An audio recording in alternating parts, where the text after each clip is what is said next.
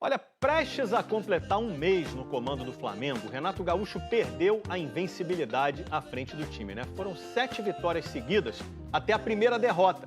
Depois de acertar a defesa e emendar 4 goleadas, Renatão viu o time ter uma atuação irreconhecível contra o Internacional. Agora está buscando um ajuste de rota, né? Antes do jogo importante de amanhã. O incômodo do Renato Gaúcho foi pela forma que o Flamengo perdeu, não pela derrota em si. Eu já havia falado que nós iríamos tropeçar uma hora. Não tem um time imbatível. Todo mundo vai tropeçar, da mesma forma que o Flamengo lá na frente vai tropeçar de novo. Mas como explicar uma mudança tão brusca? O time que empolgou os flamenguistas com uma goleada atrás da outra, que só tinha sofrido 3 gols em 7 jogos, levou 4 de uma vez só. O Flamengo tem um sistema de jogo ofensivo em que naturalmente assume riscos. Tentar minimizá-los é uma tarefa desde Jorge Jesus contra o Inter. O Flamengo se expôs demais. Depois de amanhã, o Renato completa um mês como técnico do Flamengo. É pouco tempo, mas algumas mudanças desde a chegada dele já são visíveis. E não é só o clima mais leve, essa relação mais próxima com os jogadores. Dar um pouco mais de liberdade de movimentação, a mexida do Arrascaeta passando a ser um meia central, fazendo com que ele se aproxime mais do Everton Ribeiro, jogadores se aproximando em torno da bola para dialogar. Hoje à tarde, o Flamengo viaja para o Paraguai. Amanhã enfrenta o Olímpia no jogo de ida das quartas de final da Libertadores. O zagueiro Bruno Viana testou positivo para a Covid, já está cumprindo isolamento. E o Pedro é dúvida porque torceu o tornozelo esquerdo contra o Inter. Foi um fim de semana para a equipe esquecer, ou simplesmente ignorar o que se diz por aí. Até antes dessa partida, todo mundo era jogador de seleção brasileira, o técnico era um dos melhores do Brasil, mas é dar continuidade no trabalho que a gente confia no nosso trabalho e confia no nosso grupo de jogadores. Foi um fim de semana para a equipe esquecer, ou simplesmente ignorar o que se diz por aí.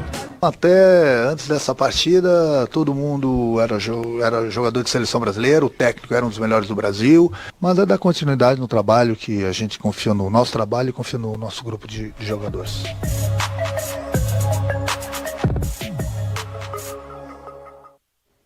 Um alerta aqui rápido, hein, gente? O Bruno Viana testou de novo. Quando ele ainda estava no Braga, ele teve Covid. Então essa vai pra galera aí que tá achando que já teve, já tô parcialmente imunizado. Não é bem por aí não, hein? Vamos lá, Pedro.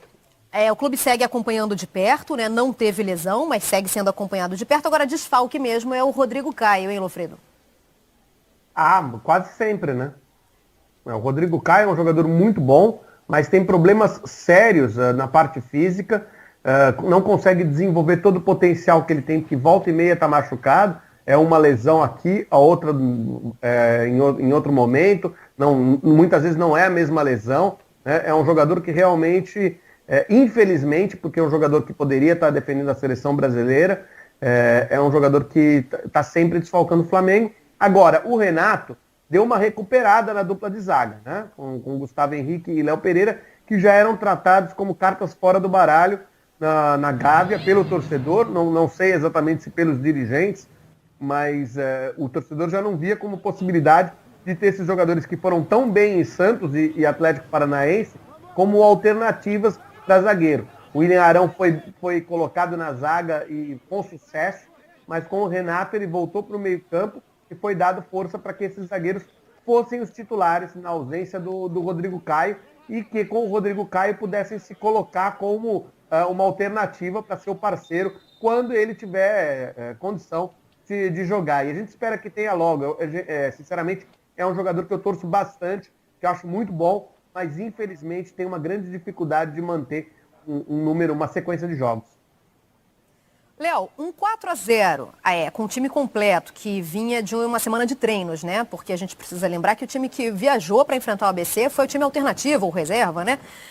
Abala de alguma forma a confiança para esse jogo contra o Olímpia pela Libertadores ou não? Sabe-se que é um tropeço e que acontece nas melhores famílias. É um acidente de percurso, né, Mari? Eu acho que o Flamengo e o flamenguista sabe disso. É um ponto completamente fora da curva, não é o comum para este Flamengo que costuma golear e não ser o goleado, mas é um jogo também que acabou escapando das mãos do Flamengo de uma forma meio até inacreditável, né? Porque o Flamengo começou muito bem, depois o Inter abre o 2-0, depois vira o segundo tempo, consegue emplacar uma goleada.